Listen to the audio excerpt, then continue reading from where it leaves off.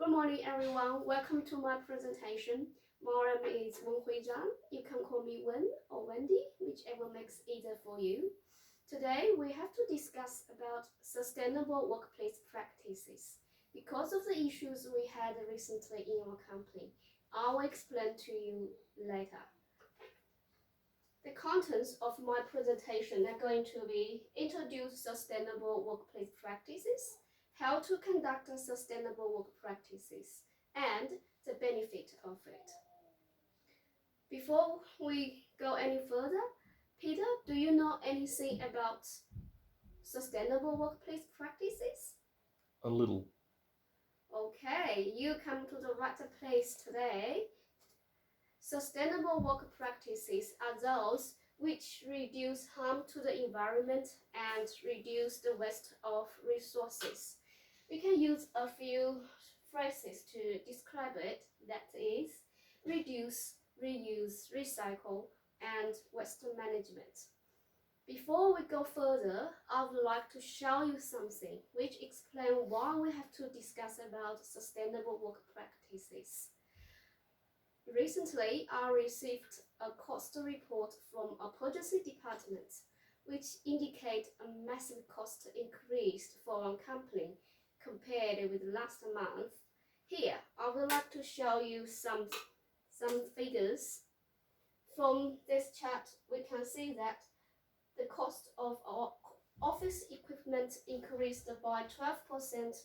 Our power and electricity bills increased by 60%, while our printing products the cost increased by 12%, which are a massive cost.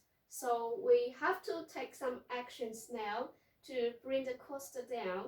So what are we gonna do? The answer is conduct sustainable workplace practices. Let's go for details to say what we can do. So simply, we can follow those steps: reduce, reuse, recycle, and energy saving. Okay, let's go for details from one by one. Firstly, reduce and reuse. For example, we can print paperwork or work on both sides all the time, set up our printers into automatically printing, reuse paper for graft for documentation all the time, and use electronic files rather than paper ones. We only print if it is necessary. And there are other things we can do. For example, distribute memos and draft documentation via emails.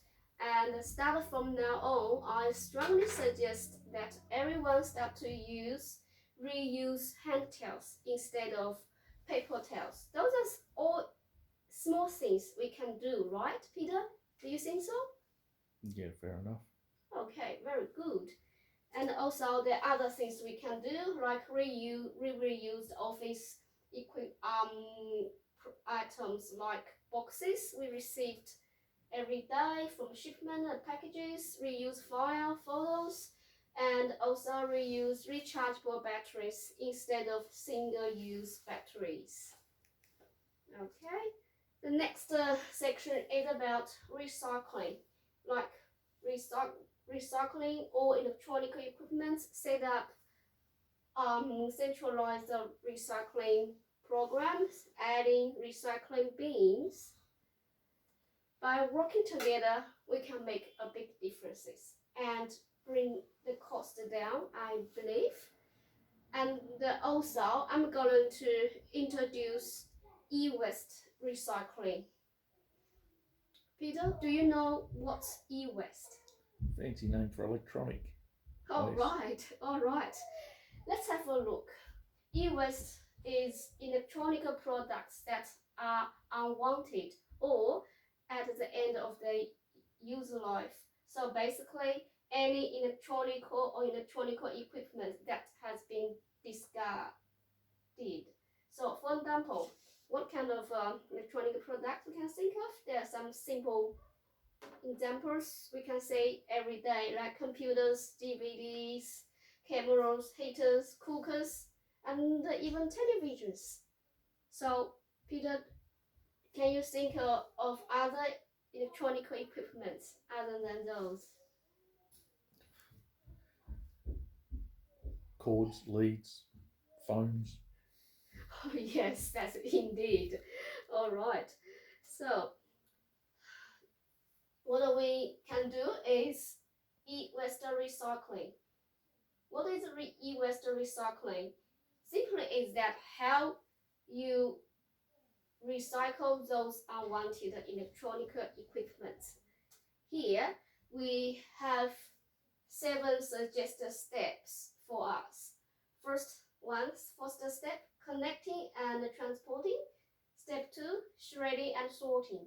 Step 3, dusting extraction. Step 4, magnetic separation. Step 5, water separation. Step 6, purification of waste stream. Step 7, prepare recycled materials for sale. Here, I have some very detailed information for you to have a look. Hope it's helpful. All right, Peter, do you have any questions? Is the information given clearly? Yeah. Okay, all good. So let's move to the bigger sections. It's about energy saving. So I have 4 recommended ways we can do about it. Firstly, computers and electronic equipment, lighting. Secondly, heating and air conditioning.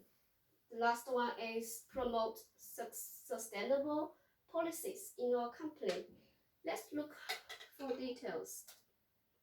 So firstly, computers and electronic equipment. So we can use a power strip to disconnect power supplies. You use energy saving features for all the devices. Turn off your monitors when it is not necessary.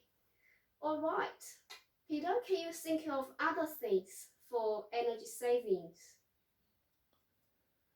LED light bulbs. Indeed, that's very good suggestions. All right, let's move to the next one. It's about lighting. Do you know that lighting cost makes up about 50% of the average business energy bills? So it's a big share. So what we can do about energy saving? All right, about and lightings. So here are some suggestions we can do. Always switch off lights and signs not needed, and install monitor sensor switches on lights for those areas that are not being used frequently, like bathroom or coffee room, and choose energy efficient light bulbs like you said earlier. All right. So we already discussed about this one. Okay, let's go for next one is. Okay, the third one is about heating and air conditioning.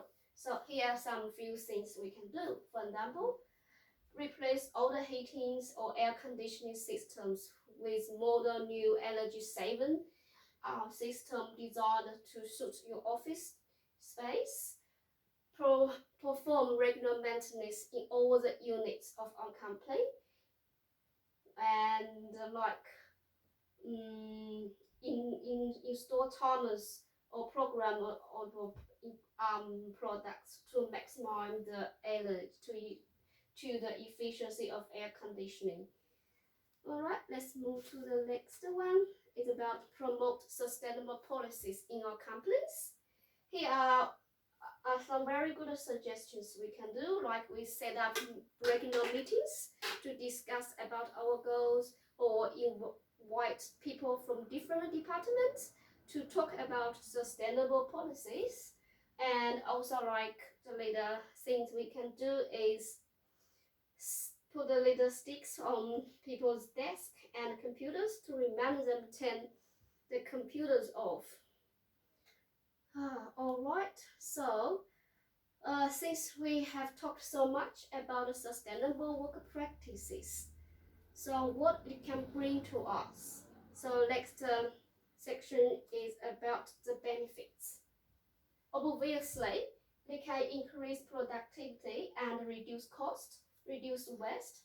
The third, improve employee retention and recruitment rate. And also it helps us attract external investors and funds. The last one is improve our company images. Okay, so Peter, are all those easy to understand? Yeah. Okay, perfect. So the last bit about today, just let's make a short conclusion. So till now, we have introduced sustainable workplace practices, and we also discussed about how to conduct sustainable work practices and the benefit of it. Do you have any suggestions or questions about anything about it? Not at all. Not at all. Like, do you have any suggestions about what we can do in your company, little things? Ceramic cups in the coffee room. Oh, In that's the tea really room. good point, Peter. We drink lots of coffee every day. Thank you, Peter. I will keep that in mind. Thank you, everyone. I'll see you next time. Bye.